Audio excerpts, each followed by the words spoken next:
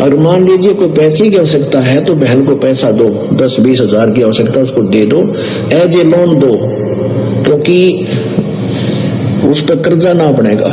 फिर बहन धीरे धीरे उस पैसे को, मान ले जिसके पास ब्याह के पैसे नहीं है, ऐसे से मदद करनी चाहिए हमें।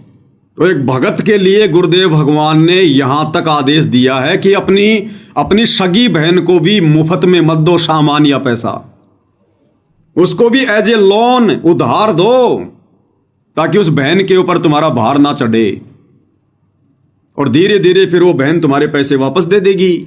ये आदेश है गुरुदेव भगवान का भक्ति मार्ग पर सफल होने के लिए। अब ये शतलोक आसन वाले क्या कर रहे हैं भाई, गुरुदेव के इन आदेशों की तो इन्होंने धज्जियां उड़ा दी। अरे खुद के भगत भाई तो छोड़ो, खुद की बहन तो छोड़ो, ये तो जगत वालों को जो आन उपासना कर रहे हैं, क्या उनका खाना पीना है, ये तो उनको मुफ्त में लाखों रुपए उड़ा रहे हैं, उनके ऊपर उधार नहीं दे रहे।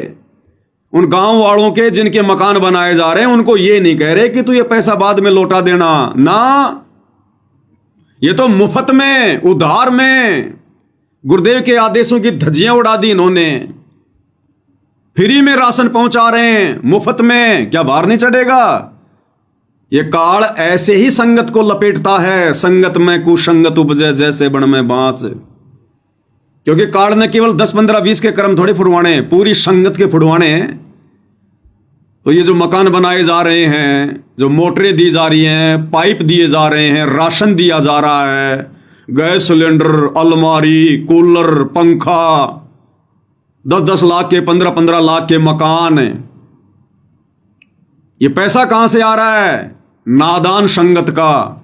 जिस नादान संगत ने गुरु के ज्ञान को आधार बनाए बिना, कि दान का पैसा, ज्योति पाठ का पैसा केवल अपने गुरु को देना चाहिए, गुरु भाइयों को नहीं, सुपात्र को देना चाहिए। सुपात्र केवल सतगुरु है, तुम्हारा गुरु भाई सुपात्र नहीं है।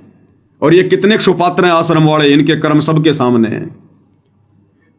तो इस काल ने पूरी संगत को लपेट लिया इस कुक्रम में, और जिस जिसका दान का पैसा, ज्योति का, पाठ का, या वैसे जिसने दान पेटी में डाला आश्रमों में, उसी अनुपात में सबके कर्म फूट रहे हैं, सबके कर्म काल ऐसे ही लपेटे में लेता है। अरे नादान संगत वाले गुरुदेव की वाणियों को आधार बनाए बिना इनको पात्रों को आश्रमों में जाकर जो दान कर रहे हैं परीक्षा के समय में, गुरुदेव कहते हैं गुरु बिन माला फेरते, गुरु बिन देते दान, गुरु बिन दोनों निष्फल है, चाहे पूछो वेद पुराण। तुम किसको दे रहे हो भाई? ये तुम्हारे गुरु भाई तुम्हारे गुरु हैं क्या?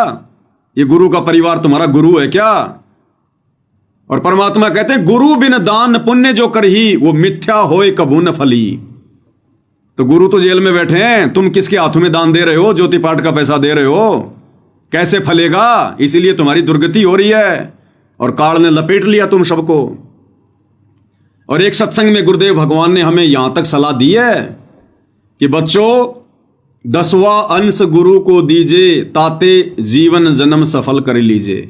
और गुरुदेव ने बताया कि 10वें अंश का पैसा अगर आप अपने गुरु के भी हाथों में दे रहे हो, तो पहले उस गुरु की भी जांच कर लो कि गुरु कहीं इस पैसे को बर्बाद तो नहीं करेगा। यानी एक भगत के लिए सतगुरु ने यहां तक निर्देश दिया है दान धर्म के मामले में, ज्योति पाठ के 10वें अंश के मामले में, कि अगर तुम अपने गुरु के हाथ में भी पैसा दे रहे हो, तो पहले उस गुरु को जांच लेना चाहिए कि गुरु पैसा कहां लगाएगा, कहीं बर्बाद तो नहीं करेगा। तो नादानो, वर्तमान में गुरु तो जेल में बैठा है, और बाहर तो ये कौन बैठे हैं जिनके हाथों में तुम पैसा दे रहे हो? ये तो वैसे ही तुम्हारे पैसे को सरेआम तुम्हारी आंखों के सामने बर्बाद कर रहे हैं। राजस्थान के गैंगस्टर आनंदपाल सिंह की सीबीआई जांच में 5 लाख रुपया दिया गया तुम भक्तों के दान का, बर्बाद। हरियाणा के जाट आरक्षण में करोड़ों रुपया चंदे के रूप में दिया गया। वो जाट क्या करेंगे उस पैसे का? राजनीति में लगाएंगे, हुक्का पिएंगे, शराब पिएंगे, तुम्हारा पैसा बर्बाद। हरियाणा के सोनीपत की गोहाना में जाटों की धर्मशाला का 5वां फ्लोर बनाया गया आश्रम वालों के द्वारा, 1 करोड़ रुपया लगाया गया, तुम भक्तों का पैसा बर्बाद। गांव धनाना में गांव वालों को खुश रखने के लिए, ताकि गांव वाले कोई विरोध ना करें और हमारा आश्रम अच्छे से चले, 1 करोड़ रुपए के आसपास लागत में वो बैडमिंटन का स्टेडियम बना दिया गया, भक्तों का पैसा बर्बाद। अयोध्या में जाकर राम पुजारियों के लिए आन उपासना में सहयोग करते हुए इन आश्रम वालों ने 1 महीने का भंडारा लगाया, करोड़ों रुपया संगत का बर्बाद है। अरे कहां तुम गुरुदेव के सत्संगों पे चल रहे हो?